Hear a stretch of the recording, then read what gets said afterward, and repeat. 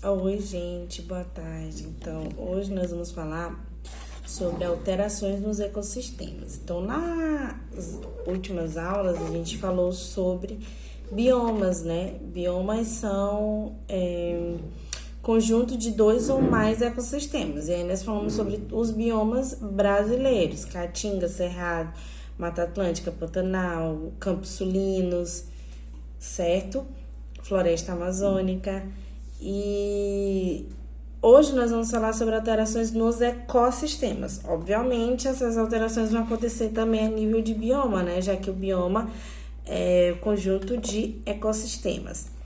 Então, o que são alterações? Alterações é tudo aquilo, né, que modifica algo. No caso, nós estamos falando de alterações nos ecossistemas, né? Então, tudo aquilo que modifica o ecossistema, né? Modifica o ambiente. Lembrando que um ecossistema é o conjunto de fatores abióticos e fatores bióticos.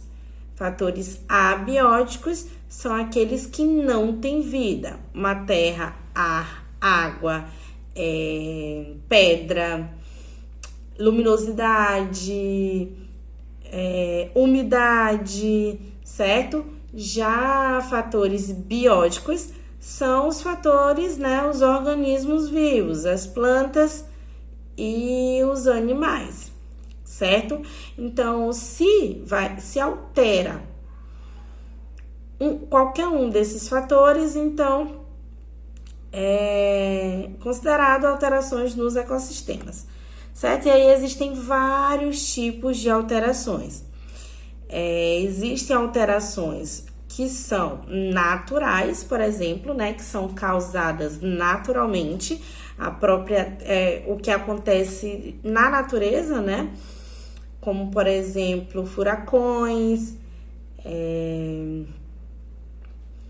cheias, né, muitas chuvas, inundações, certo? E existem alterações que são causadas pelo ser humano, que são alterações antrópicas, certo? Por exemplo, a poluição é causada pelo ser humano, né? E altera o ecossistema, óbvio, né?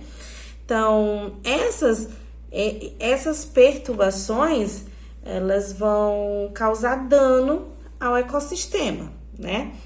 Então, acompanhem no livro de vocês, o capítulo 4, né, começa a partir da página 132. Então, eu vou seguir a sequência aqui do livro, né? Então, o primeiro tipo de alterações no ecossistema, né, o que vai alterar o equilíbrio do ecossistema, né? Sabemos que o ecossistema, ele tem que ser equilibrado. Então, se acontece alguma alteração, ele pode desequilibrar o ecossistema, né? Algumas dessas alterações, algumas dessas alterações, principalmente as alterações que são alterações naturais, né? Elas conseguem recuperar o equilíbrio dinâmico desse ecossistema, né? Então, dependendo da magnitude também dessas perturbações, né? Dependendo da magnitude dessas alterações. Então, por exemplo, que a gente estava comentando, que acontece bastante no Cerrado, né? Que são as queimadas naturais, em que as plantas elas já se adaptaram ao fogo, né? Esse ecossistema ele consegue recuperar, né? Esse bioma ele consegue se recuperar, porque é uma alteração que acontece naturalmente, certo? Uma dessas alterações, por exemplo, são os desastres naturais, né? Os desastres naturais, eles são causados por fenômenos naturais, que são fenômenos da natureza, né? Então, por exemplo, furacões, inundações, secas, erupções vulcânicas, são exemplos de desastres naturais. Todos esses desastres naturais que eu citei, né, eles ocorrem desde o surgimento do nosso planeta, né, desde a formação do nosso planeta. Inclusive, animais foram extintos, né, por causa de desastres naturais, né? Por exemplo, se diz que os dinossauros eles foram extintos por causa disso, né? Então, esses desastres, eles são desastres naturais. Os desastres que mais vão afetar os ecossistemas brasileiros são os provocados por secas, que é o que acontece bastante nos ecossistemas nordestinos, né? Norte e Nordeste também, no Norte também. Então, basicamente, Norte e Nordeste vai acontecer bastante, principalmente nos ecossistemas que compõem os biomas Cerrado e Caatinga, né? Chuvas, bastante chuvas, inundações e deslizamento por terra, né? Esses deslizamentos de terra, eles vão causar mais prejuízos e vão ocorrer mais em locais em que tem mais presença do ser humano, né? Até porque esses deslizamentos, esses deslizamentos por terra, né, eles vão acontecer em locais mais próximos de construções civis, né? Então, por exemplo, lá no Rio de Janeiro acontece bastante, né? Porque foram construídas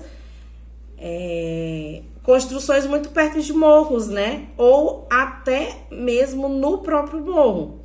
Então, com infraestrutura baixa, com ocupações irregulares, e aí acaba afetando bastante e afeta mais o ser humano, né? Porque perde suas casas, entra areia nas casas, certo?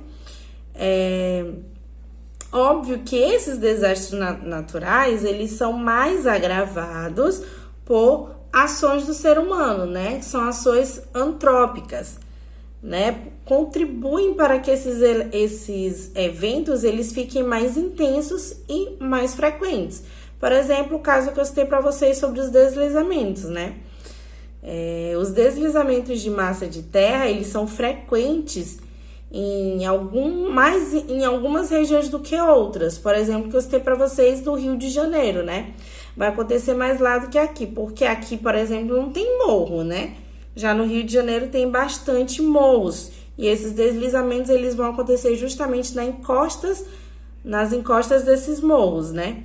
Que vai ser causado principalmente pelo aumento do nível da chuva, né?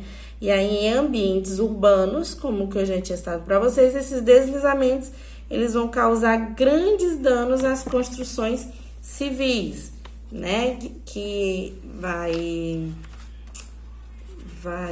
ter bastante vítimas, né? Infelizmente. As cheias também são outro exemplo de desastres naturais, que acontece também bastante aqui no Brasil, né? Elas podem causar mortes, tanto de animais quanto de seres humanos. Pode causar também a perda de habitat, principalmente de nós, seres humanos, né?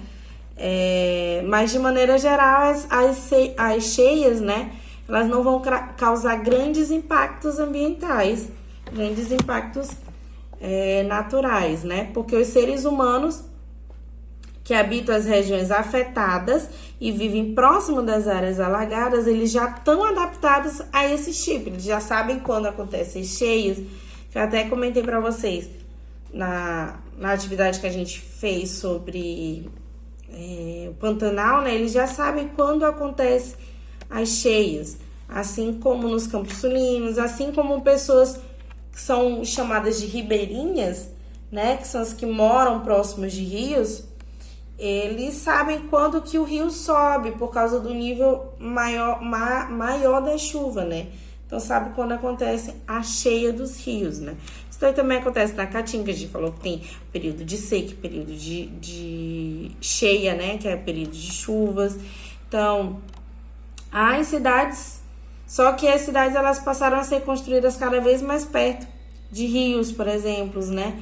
E aí, ao construir edificações em áreas de alagamento, as regiões urbanas, elas ficam suscetíveis a inundações no período de cheias, é óbvio, né?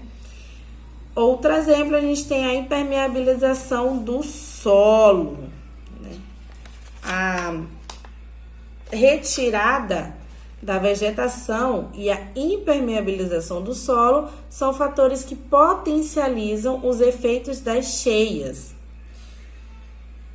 Nos ambientes urbanos, em condições naturais, a vegetação contribui para o processo de infiltração da água, né? Porque as raízes, elas sugam a água. Então, se não tem vegetação, é mais fácil de ter cheias e mais fácil de ter deslizamentos, né?